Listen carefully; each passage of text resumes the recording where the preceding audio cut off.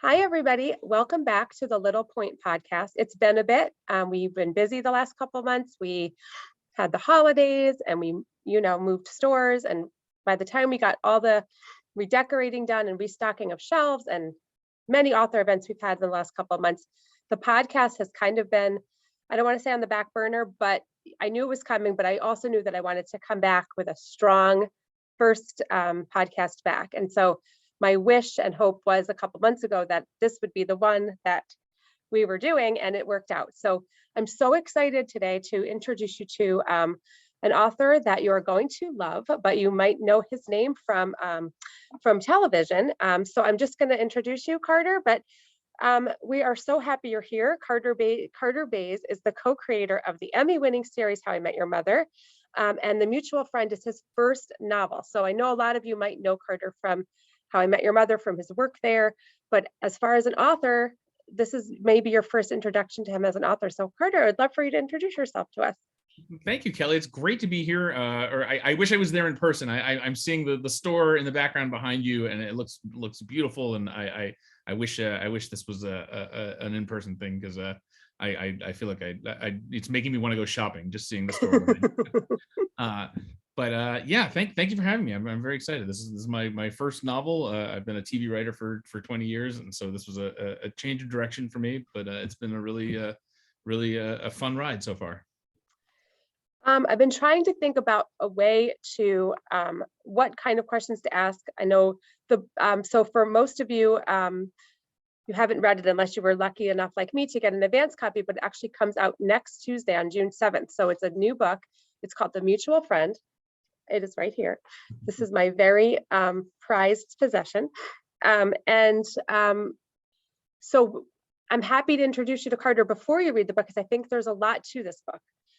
So Carter, one of the first questions I wanted to ask was, because How I Met Your Mother was such a popular show, and I'm sure you did publicity for it all the time, and that probably became very second nature to you.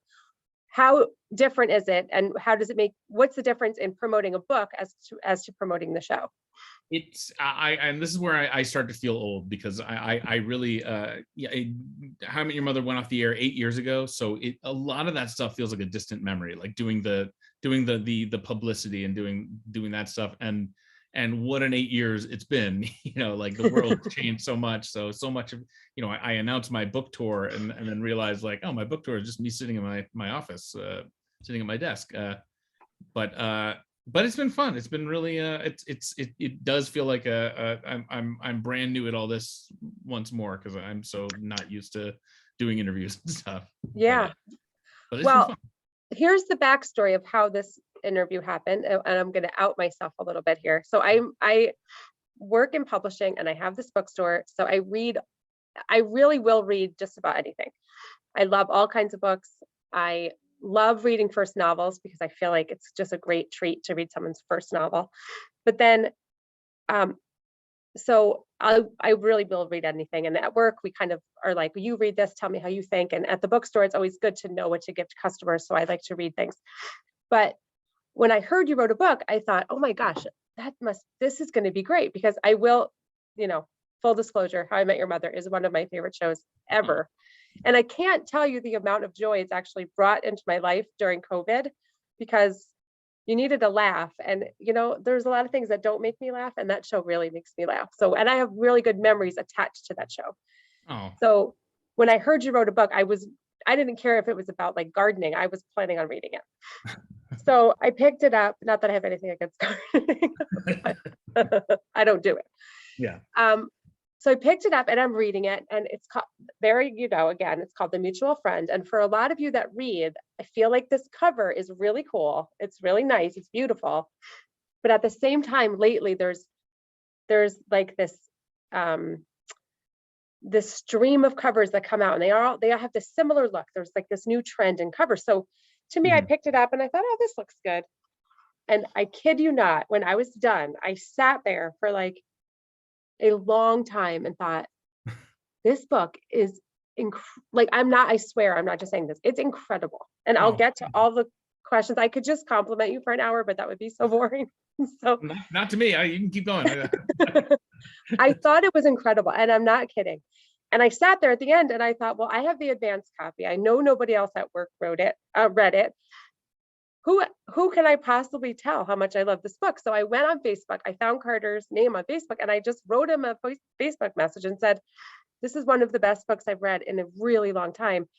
And so we started this conversation, and we were trying to get you to come here into the bookstore, but this is good enough. And I hope I still can, but thank you. That's so nice to hear, because that really, I mean, writing, like, and I've talked about this, I've been thinking about this a lot, like writing for TV and writing books are such different things, and writing for TV is such it's all collaboration, and it's all like working with a team, and that is such a fun thing, because like you really are, like, it's like going to a party every day, like you're around, like these people become your family and you love them, and you're sharing this experience together, and that part of it is so wonderful. And I love both things. I love writing books, and I love writing television. The thing with writing books is it is so lonely, and there's things about it that are nice, because you have the final say in everything, and you get to just like shut out all the noise and just focus on the work, and that part is great. But it is, and this is what I'm getting to, like, it was for 3 or 4 years of just me with this book and no one else in the world. I wrote it on spec. I didn't like, I had a wonderful editor at Dutton Books, Maya Ziv, who helped me, in later drafts, and really like helped me like tease out the best version of what this book could be. But for the longest time, this book and this world and these characters, Alice and her brother Bill and Bill's wife Pitter Pat, and all these characters that I was kind of walking around New York with these characters in my head and loving them, and loving the story, and but also like, am I crazy? Like, is this am I kidding myself? And so it's like, it means the world to me, like now that it's out in the world and other people are connecting with it and feeling this way about these characters that I felt, because it really it's just it's a wonderful thing. And so I really appreciate it. Yeah, when you wrote me, it was like it made my day. It was really cool. So it honestly, I like, and then I was rereading it thinking, yeah, I was right. This, like, I'm so happy that I'm rereading it, because there's so much in here. But you know what, backing up, so for all of you that haven't read it yet, obviously, this book is about a group of friends who are connected but not, and they're in New York, and they're growing up, and they're figuring their lives out. And it's really about the fact that you're living your life. I mean, the world is different than it used to be, and we're all living our lives, like this, in person, talking to people, but we're also like living our lives on our phones, and we have emails, and we have Facebook, and we have Instagram, and we have everything. And you could be in the middle of dinner with somebody and having a great time, and then get really bad news on your phone. It's like there's a whole world going on inside of your phone, and your whole like virtual world, and then there's your real world, and how the two are no longer disconnected from each other. It is somebody's experience now to be living all of these things at the same time. And you really got that. Like, it really is true. And I know there's a backstory of how you came to this, and if you want to tell it, you can. I'm sure you've told it a million times, but I think it's great. The story about my sister, is that the Yeah. I really like a big part of this for me was that I wanted to explore this stuff without doing the like finger wagging thing of just saying get your face out of your phone. And I think that's like an easy, that we all go to that place where we think like, oh, I gotta put down my phone and focus on the real world.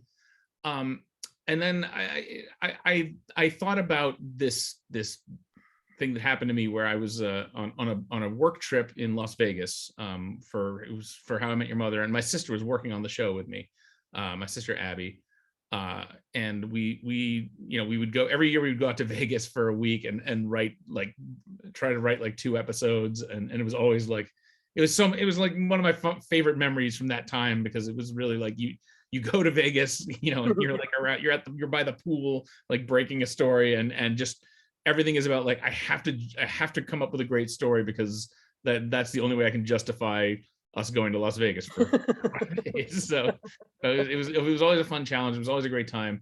But at one point after we had finished work for the day, my sister and I were walking through the casino, and she was telling me some story and was like really like wrapped up in the story, and it was like some office gossip, I think, or it might have been about like somebody she was dating. I can't remember what the story was because I wasn't paying attention at all. I was looking at my phone. I was doing the thing where I was the guy like going, uh-huh, uh-huh, uh-huh, and like not listening to a word she was saying. And finally she called me out on it. And she said, like, hello, dude, put your phone down. I'm trying to talk to you. Like you're being that guy who's like more like walking around with his nose in his phone instead of paying attention to what's going on in the real world. And sort of the twist to this is that the thing I was looking at on my phone while I was tuning my sister out was that my wife had sent me an email. The subject line was, "Are you sitting down?" And there was no text. It was just a picture attached of a pregnancy test. And I was finding out that I was about to be a father, like from this little toy in my hand, that I was walking around as my sister is talking to me in real life. And it just like, I mean, it blew my mind. Just the fact that I was going to be a dad blew my mind. So that was the main takeaway for the longest time. But when I look back on that story, I thought like, wow, that's a perfect example of how it's easy to say like, oh, focus on the real world, focus on real life, and stop looking at your phone. But like, we're at a place in our evolution as a species where these big events in our lives are happening online. They're happening in our phones and happening, like that's where people are.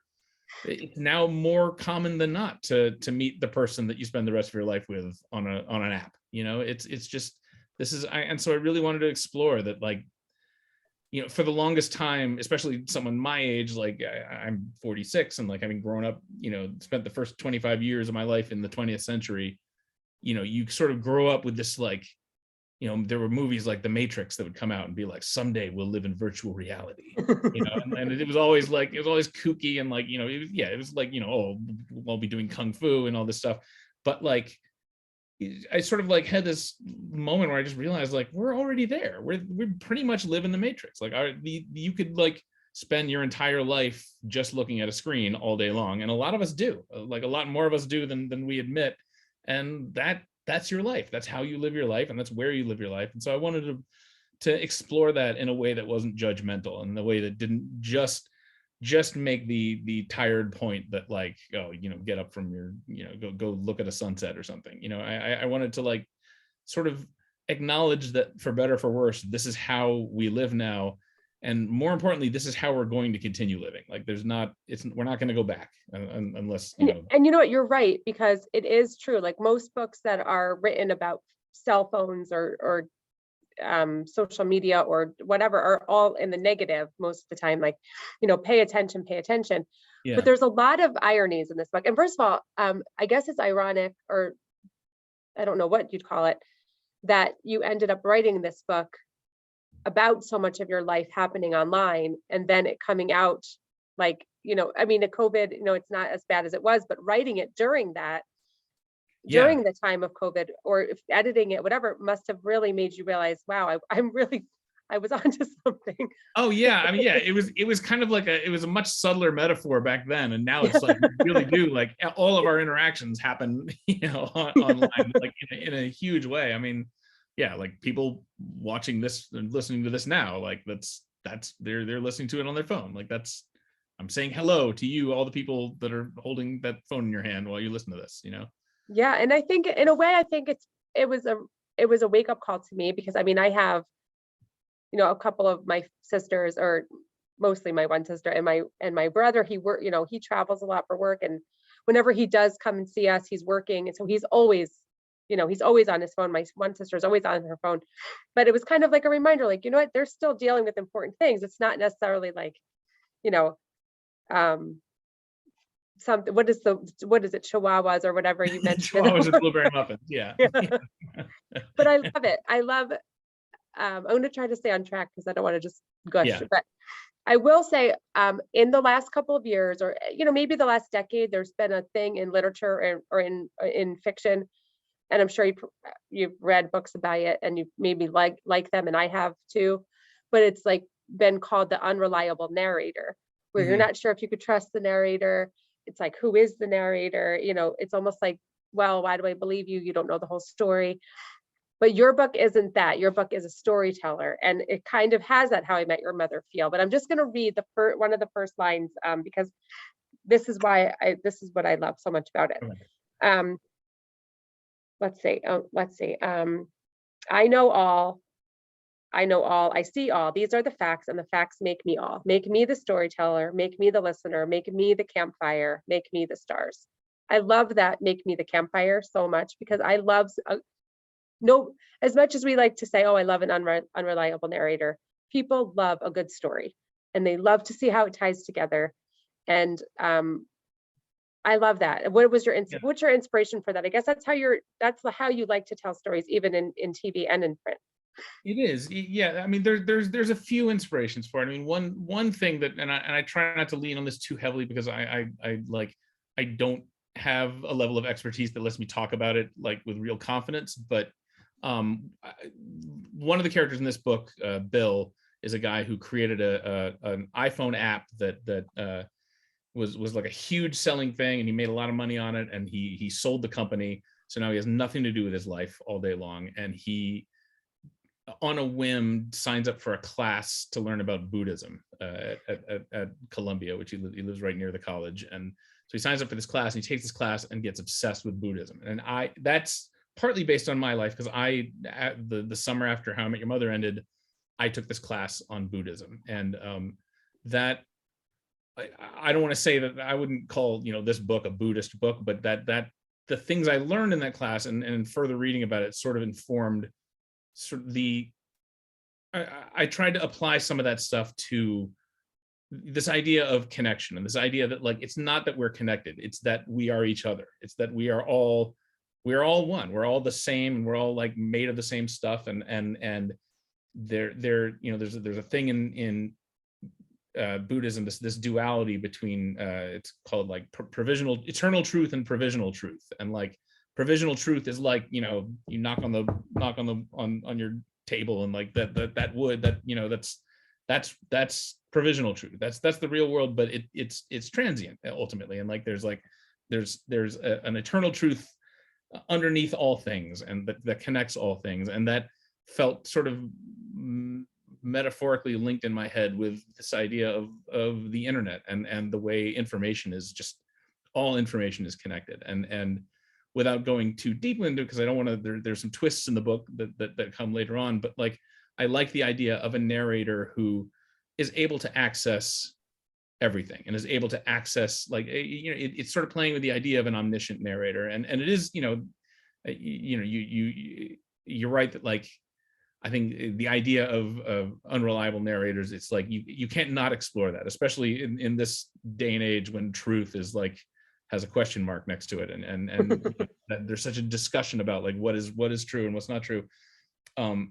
But I just love the idea of this narrator that, it's partly also like I was reading a lot about data mining, and just the idea that, like, there's just so much information out there in the world, like not even like the important stuff, but the unimportant stuff, like all of our medical histories, like all this stuff that's just, there's this information sitting out there on hard drives, in giant arrays of hard drives that will never be accessed, and will never be looked at, and will never be touched. And I found it interesting exploring storytelling from a perspective of like, what if you could look at all of that information? What if you could see all that information all at once, and somehow like get your head around all of it all at once? Like what stories would you see there that no one otherwise would have noticed? What connections are there that people will live their whole lives and not realize? Like, did I like the person sitting next to me on my plane flight, did I sit next to them on a plane flight 5 years ago and don't remember? And neither of us remember. None of us would remember. Like, there's no way that we could possibly remember, but that information is sitting there in some computer somewhere, Yeah.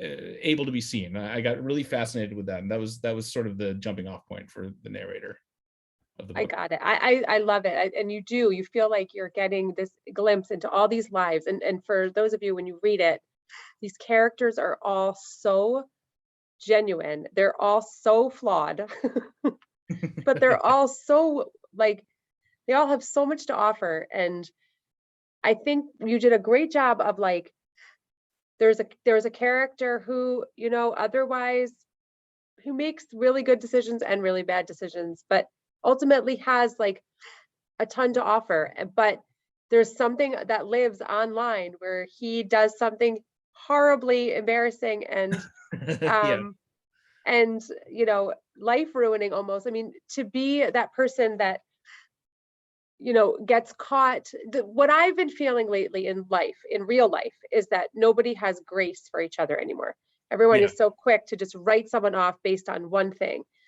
And one of the things I loved about this book was you got to see the backstory about somebody's worst moment and where that worst moment came from, and how that worst moment is really no different than somebody else's worst moment. You might have just been lucky enough not to have it advertised to the entire world. And Yeah. I loved that concept. Yeah. I sort of feel like as a writer, like and I think a lot of writers, there's it's and I want to make sure that I'm not presenting this necessarily as a good thing, because it can get in your way a lot. But I think like you there is a compassion, I think, that you develop as a writer, and maybe even compassion isn't the right word because that makes it sound too high-minded, but sort of a search for understanding that, you know, there are villains in the world. There are villains in the world, but like I personally, whenever a villain pops up in popular culture or in the news or something, like you go to a place as a writer where you think like, okay, if I have to write this story, where are they coming from? And you inevitably go to a place of like sort of imagining where they're coming from and imagining what led them to this terrible choice, and like by what led them, like encompassing all the things, like including like the fact that some people are genetically predisposed to addiction and to have this itch that has to be scratched, that, you know, other people that aren't don't have to scratch that itch, you know. And so like, yeah, you know, you and at the same time you do have to remind yourself that there are bad guys in the world and you have to watch out for them, especially as a parent.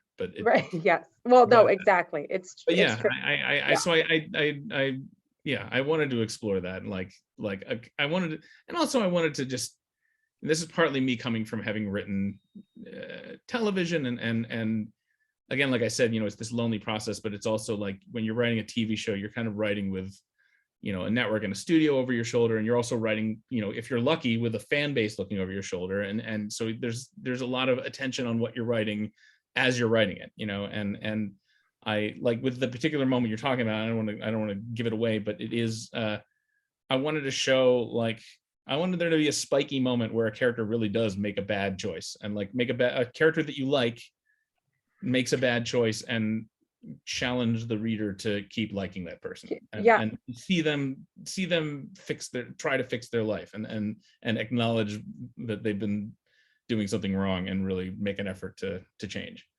Yeah. Oh, and that's exactly what you did, because you're like, you want, after you read that part, and by the way, it's hysterical, um, in that way where you can't look Yeah. away. But you also are like, oh, you did that. Why did you do that? You, so I you're know. doing, Yeah. you have like, but I kind of liked it because I feel like it reminds you that, you know, when you like someone, we care about somebody, you kind of have to like all the part, you have to like all the parts that make them whole, like a whole person. Yeah. Um, another part of the another part, one of the other parts of, there's like a couple things I want to make sure that I mention. And the one is that um Alice, who wants to become a doctor, she makes this profession on, I think it's Facebook, that I'm taking the MCATs. And Mhm. because she puts it out in the world, she feels that she owes this to the world because she says it. So, you know how, and I think it's relatable. Like sometimes people say, you know, even if it's like, I'm going on a diet, you know, and I'm losing 50 pounds. Well, if you never put that out in the world, nobody would have any expectation. But then the way you describe her studying, where the distractions in this world are so ultimately overwhelming, but it's so how it is. Like, you know, even last night, and I was funny because I was literally writing down questions last night, and as I'm writing down the question about distractions, my friend texted me and I started getting distracted, and I'm like, wait a Yeah. minute, no, And that's just how do it the happens. questions. Oh gosh, it's crazy. Like just sitting, I'll sit down to do something, and like suddenly it's 30 minutes later, and I've gone on this journey, like looking things up on Wikipedia and I'll be like, why am I sitting here in front of my laptop? What was I supposed to be doing? And it really, yeah, I wanted to really like in those moments, I tried to really like do like a real like CSI forensic, Yes. like Oh, here's yeah. moment by moment how this happens, how you get thrown off track and suddenly you're miles away from what you were supposed to be doing. Yeah, and it's kind of It's like such a if you real go thing. into your search history on your Google and you think, Yeah. what was I doing last night? And you're like, What did that? Yeah. peanut butter cookie recipe, Yeah. Thailand, it's like all over the place. Yeah. I So it's, remember reading like somewhere, I can't remember where I read this, but someone talked about like what's so disconcerting about Twitter and what's so and Instagram and Facebook, like all of these things, is that we're used to reading things that have endings, like chapters, like a book has chapters and you get to the end of the chapter and you have it's like a logical place to close it and say, okay, I'm done for the day and I can move on. And like we are now consuming these texts that don't end, that just keep scrolling down and never, and like it's like ultimately I think very off-putting to like you realize like, God, this feed is not letting me leave. Like a book with chapters has like, or like a TV show with episodes has like the courtesy to say like, now if you want to go, now's a good time. We're gonna like if you're binge watching a show, like we're gonna run the credits again, so that's your signal that like, okay, you can stop now and go do something else, whatever you want. And like no, yeah, Instagram never rolls the credits. Instagram just, the show just goes on and goes on and on. It's like Vegas. Like I think Vegas is like is similar. Like in casinos, there's no clocks in casinos and there's no windows. yeah, They do not want you to know how much time is passing. They just want you to just stay at the table and keep yeah. keep playing. It's funny. We read a book for book club last week, and one of the women in book club said that they liked the way the story was told because it was told not told like in chronological order. It was told like this happened, and that's kind of how when we meet people, that's kind of how it is. Like you and I didn't meet on the first day of our lives, and then chronologically know everything. You meet at this moment, and God only knows what's happened in my past and your past, but it like kind of, which is kind of the concept of the mutual friend. Like there are these things, there's these people that connect people, and there's these moments that connect you to somebody else. And like, I saw this thing on this video that went viral. Oh, but I actually know that person from grammar school. And it's like just interesting how it all works out. It really is. And this book was like really just such a great portrait of that.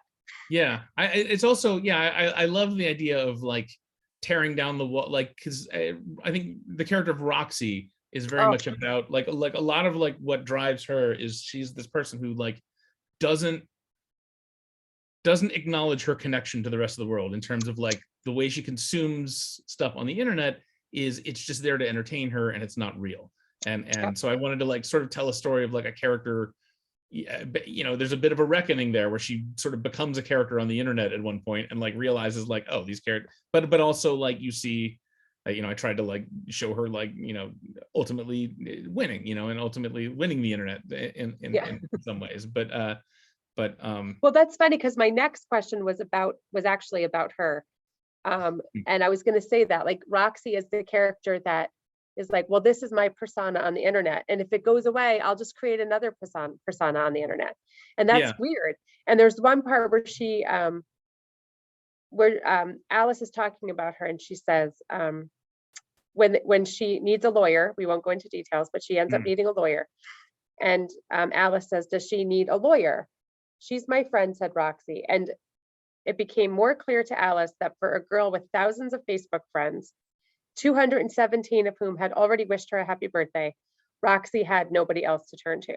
So Alice and Roxy are new friends, but it turns out that Roxy doesn't have these deep connections, but she has thousands of friends on the internet.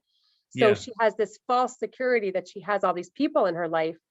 But then when she actually needs an actual human person in her life, she realizes that her pool is awfully small. And yeah, yeah. that was a really that's a really important thing because that's really what happens lately, I think. Yeah, I think it is sort of a tribute, and I think that's one of those things where I think, especially now that so much of this was written before the pandemic, and like the pandemic has sort of cemented this feeling that like, okay, so like at the beginning of this, I talked about, I told the story about my sister, and like there is this element where like what's going on your phone sometimes is more important than what's going on in the real world. But on the flip side of that, like there are certain things that you can't replace, and that's why I think there is like a loneliness crisis in this country of like people, like friendships are it's harder to maintain real friendships because of that, because you have this illusion of like, and you are being like, there's this onslaught of information about people's lives. You go through Facebook and you feel like you're having like 20 small talk conversations at once, and I think it can push people away and push people towards like just wanting to have these online connections and not have like real honest to goodness friendships. And so that's something I loved about the journey that Alice and Roxy take, is that they become friends, and like it's a real friendship. And I really I love the idea of like sort of celebrating that, and like seeing that happen in real life the old fashioned way. Yeah, no, I agree. And as much as the book is about kind of like get used to it, this is life with your, with the way the world is with your phone and your social media and all that stuff. It also is, I thought, like one of the best books I've ever read about that, like the cautionary tale of make sure you keep real relationships in your life. These other relationships, they're not that they don't matter, because that's not really the way to say it, but they are not a replacement. They're not a replacement for an honest to God connection with somebody.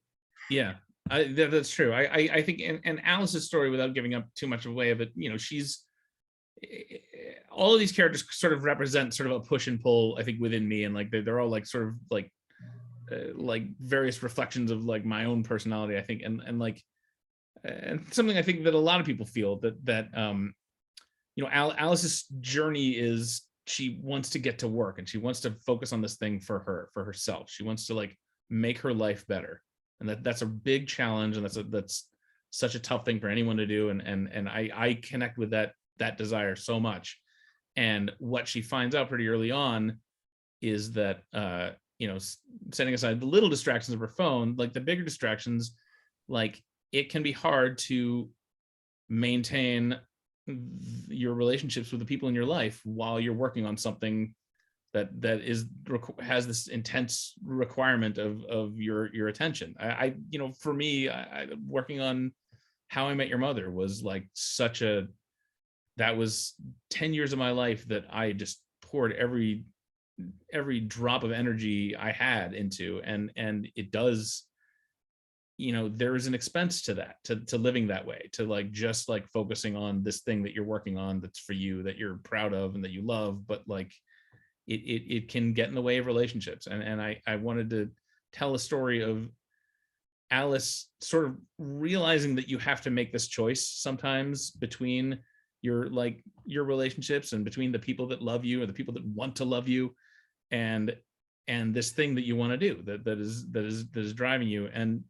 And without giving too much away, like it's not as easy an answer as, oh, if I could just get my roommate off my back, then I could really get some work done. It's ultimately we do need each other. We need these relationships, and you have to maintain them, and you have to, and then there's these wonderful moments of grace in life where even when you haven't maintained them, they still come to your rescue when you need them. And that ultimately it's finding that balance, and there's no right answer to it, but it is finding that balance. No, I can see what you mean. And I think you're right. I mean, I think, like even I have 3 sons, and they're, in and of itself exhausting. And then I have a job, and then we had the small bookstore, and there was a part in here that made me cry because there were several parts that made me cry in a good way. But I was doing something for the new bookstore, and it was like right after the holidays. So I was like 3 or 4 straight months of like not having a second. And I was sitting in the bookstore one night doing something. I was by myself. It was late at night, and I just started crying. And I thought, I miss my people. I haven't seen any of my people in so long. Yeah, I feel that all the time. Yeah. And it was like, I was still texting with everybody. I was still keeping up that way, but to like sit down and see somebody, have somebody show up when you need them, it's like, it is a different feeling. This book is really good at like reminding you that there's the relationship that comes, the friendship that gets created between Pitter Pat and Alice too. Like, Yeah. somebody showing up for you when you don't expect that. Like, there's so much of that, and there's so much of that in life, and I loved that. One part I loved was where you were just talking about your work and how everywhere man, who I love. There's Oh yeah. just one of these characters who just shows up everywhere, and I Yeah. think people will know what that means when they read it. Yeah. Was he inspired by somebody? He was very much inspired, and I wish I could remember this person's name, because there was a guy that I went to college with. I think he was a few years older than me, and my friends and I just nicknamed him Everywhere Man, because he really was everywhere. He was just this guy. He would just go out for walks, and he would just always be walking around, and like you'd see him on campus, and you'd see him here and there. Totally nice guy. And I think I ended up like talking to him and saying like, "Hey, did you know we call you Everywhere Man?" He was like, "Oh yeah, yeah." I think he appreciated it. But it really was like, and then it did get kind of silly, where it was like you go out for cigarettes at 2 a.m. to like the Shell station like a mile away from campus, and he'd be there. The other thing that and I'll say this is another. This is what not quite the same thing, but there was a thing we did on How I Met Your Mother about Maury Povich, where everyone sees Maury Povich all over, and that was taken directly from my life. And I'll this is a little bit of How I Met Your Mother trivia. The summer between I think the 4th and 5th season, we had like a nice long break for our hiatus. I had like 5 weeks, and I said like, I've been writing the show about New York. I need another like booster of New York. So I moved back to New York for 5 weeks, and like got a friend lent me his apartment, and it was just the greatest thing, like living on the Upper West Side for 5 weeks in New York. And I saw the actor Richard Kind 17 times, like all over the city. Like everywhere I would go, I would see Richard Kind. Like Richard Kind would just like, he just kept appearing, and like he's just the most delightful. He's just got this delightful face and this delightful countenance about him, and it's just, you're always happy when you see him. And he just it would be downtown, it would be uptown. There was like, I went to see a show. I think Neil Patrick Harris actually, like we went out and saw a show together, and then like went to this like secret bar in the theater district at like 2 a.m. It was like really late at night, and like we were just hanging out, and we go into the secret bar, and you have to like do like a special knock or whatever, and like you go in, and it's like us, and there's Richard Kind just sitting there like having a martini, and it was just such a funny, like he was everywhere man that summer. So that was kind of like, that is part of living in New York, is that like these certain faces just keep reappearing. Like I love it. That's funny. And Al, when you were talking about work, there was one thing Everywhere Man says that I love. He says, people are always drawn to the profession that highlights their biggest deficit. It's one of my favorite lines in the whole book. And it makes me think of me, like, what is my biggest deficit? Because I've clearly always been drawn to like, publishing and books and talking to people about books. I don't know, maybe it means, I don't know what it means, but I'm going to figure it out. I love that. Yeah, that's one that I don't even know if I totally agree with that he says, but it's interesting to think about. So it's a good concept to think about. And one of my other favorite lines, I just thought I would call out a couple just so people realize how much there is to this book. When one of the characters decides to, you'll see, but he decides that he's very drawn to Buddhism, and he decides he wants to become a monk. Mm-hmm. And there's a line where he says, "This was no longer a monastic silence, but rather the silence of a man regretting his entire life." When Bill realizes, you stop. There's moments where you stop becoming like a version of you, like you stop, like you're not your persona anymore. This is like and I feel like with the other character, Bob, like his crazy internet sensation was not really his flaw. Like he just had a bad night. Yeah. But I felt like with Bill, the character, like, he was always trying to do all these things. And then at a moment he realized, well, maybe I just have regrets. Like, it's kind of like his life seemed like it was really going well, but I think he was never really finding himself. And there's that moment sometimes where people get and they have to face it. Yeah, So that's yeah. another great part.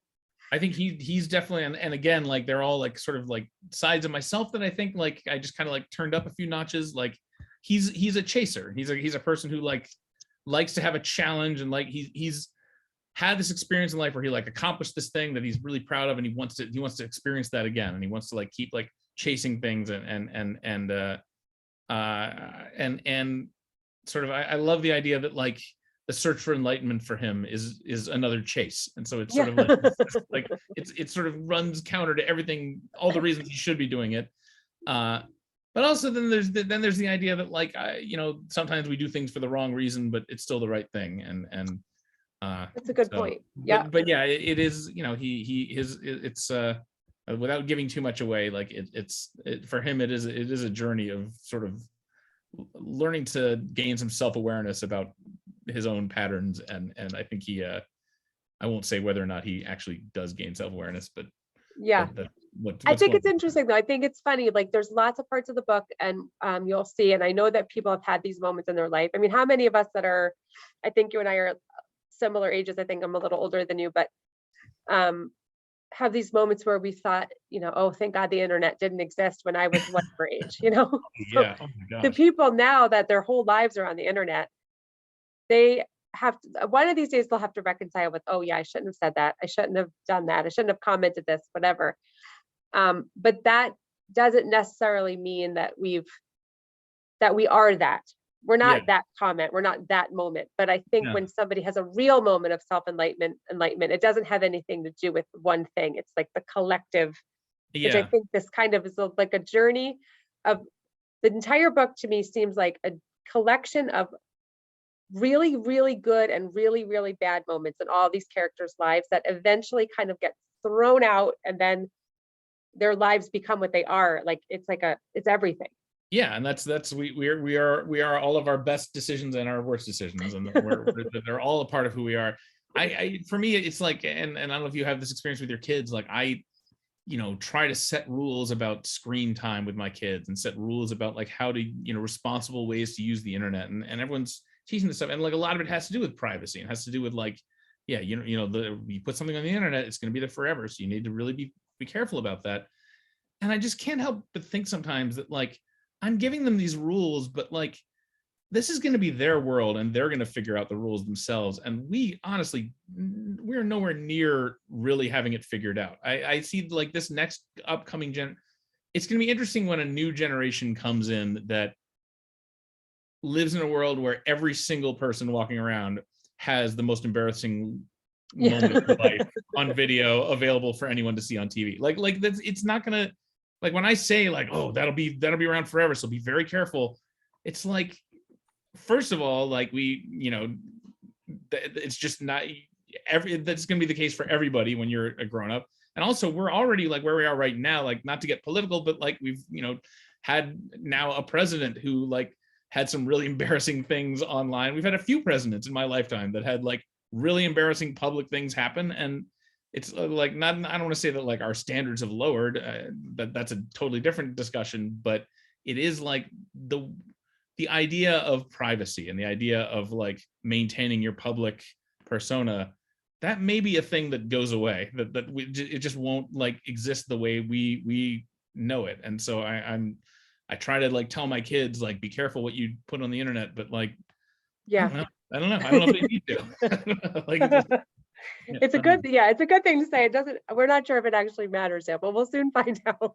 yeah, I guess we'll find out. But that's the fun thing also, is that like it's a moment where you realize like, oh, you know what, like this is like every generation gets to have their own journey, and that's going to be their journey, and like I'm not going to, it's not my place to weigh in on it. Like we'll and that's a good way, that's a good point, because it's kind of like you read this book and everybody is on their own journey for whatever reason, and there's so much to it, there's so many layers, there's so much about privacy, there's so much about like having a friend on the internet or knowing somebody that's a friend on the internet. So by the time you meet them, their entire backstory already. Like, but does that mean you actually know them, or do you just know like the Wikipedia of them, sort of? So there's really a lot to this on so many levels. Yeah. and then you get to like the question of like, is the Wikipedia of them who they are compared to like who they are right now? Like I'm also very interested in like, and Yeah. there's this idea of like being present, and part of like being present is like you are like that your past doesn't is not who you are. You are who you are right now, and you're walking around carrying these things, and how they affect you affects who you are right now. But yeah, I just recently was watching How I Met Your Mother again, and like I see episodes that I know that I worked on them, but I like it's great because all the jokes are like brand new now. Like I'm like laughing at it, like, oh my god, this is great. And it really feels like someone else wrote this show. Like it feels like that's not me. That's like a version of me from 10 years ago that Yeah. I'm like still sort of connected to, but like, I've Right. had 3 kids since then, and like my life has totally changed since then. And like I feel like Yeah. there's a moment where like Bill talks about in the like he feels like he's like the heir to someone else's, like he's Yeah. his own heir, like he sort of like he's inherited the life that another version of himself has like given him, and I feel that way sometimes. Yeah, that's interesting. That actually made me think of weirdly was I heard Paul McCartney on an interview, and he said something about when he watches something about the Beatles or reads something about the Beatles, and he says it feels like, oh, good for him. Like he doesn't Yeah, remember, like he remembers it, but it doesn't, yeah, that's not him. he It's doesn't like, think about, yeah. yeah, it's funny. It's like it's true though. It's like, yeah. So I love this. So I don't want to, I really could talk to you about this all day, but I also don't want to give a lot away. So the two more things I just want to say is that Yes. I just, because I'm getting the opportunity to meet you, I have to tell you, like, my kids are now 21, 20, and 19. Oh wow. So you get to an age where you've raised your children, you're together all the time, and then you lose these moments of having things in common. And they're all boys, so we like Yeah. hockey. But Yeah. my oldest son went through like a little, something, a rut, I'd say, maybe like right after high school. And the one thing that we always could talk about was How I Met Your Mother, because I said, you have to Oh, watch the show. It's the funniest, you're gonna love it. Which I'm not, as a mom, I'm like, well, there's a lot of parts of that maybe I shouldn't have. But I know. Yeah. when I would hear him in his room, like just hysterically laughing, I'm like, oh God, he gets it. This show, I've raised somebody with Oh, a that's good sense of great. humor. That's really cool. I'm so looking for it. My kids are still where they're like right butting up against the age where like maybe it'll be okay. My oldest daughter absolutely wants to watch the show, and some of her friends have already seen it, which makes it even more complicated. Yeah. I feel like there's this whole other layer to like the fact that her dad wrote some of this stuff makes it sort of complicated. Like I'm like, oh, maybe not, but Yeah. at some point, yeah, it's at some point, and for me, like on a personal level, like I do feel like there was some awareness, like I was writing that at a time before I had kids, Yeah. sort of this feeling of like I am kind of like documenting what life was like in some way, like Yeah. Oh sort of a yeah. way of like talking to your kids and like telling them Yeah. this is what it was like at this particular I moment in love it. time. Yeah. And then one other, just my last How I Met Your Mother story, and then I have one more thing to say about the book, is that my brother and sister and I traveled to Spain and France right before lockdown. And we every Wow. night we were in Barcelona, I think, for 4 nights. And I think that's what we would do when we got back to our hotel. It was like all three of us would just watch How I Met Your Mother for like 2 hours and Ah, then fall asleep. Because there's like two things on earth that make my brother laugh, I think. It's How I Met Your Mother and anything Mark Wahlberg does. Just think.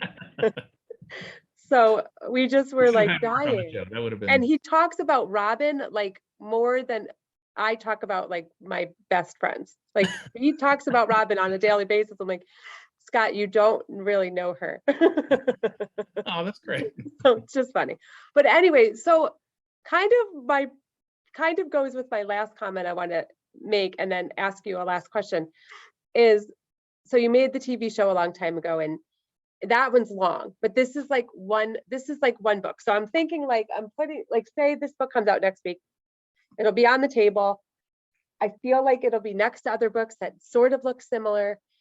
But when somebody picks it up, like if somebody says to me, oh, I loved, whatever the last like really popular historical fiction is set in, Germany during World War II, I know exactly what to give them next. Yeah. This book, and I'm not kidding, and I'm really more talking to the people listening than you right now. This book is truly its own class of book. I don't know who to give it to. Like I don't know what if they said I love this, would you love this? you would just love this because you would love it. There's no other because you love this or that.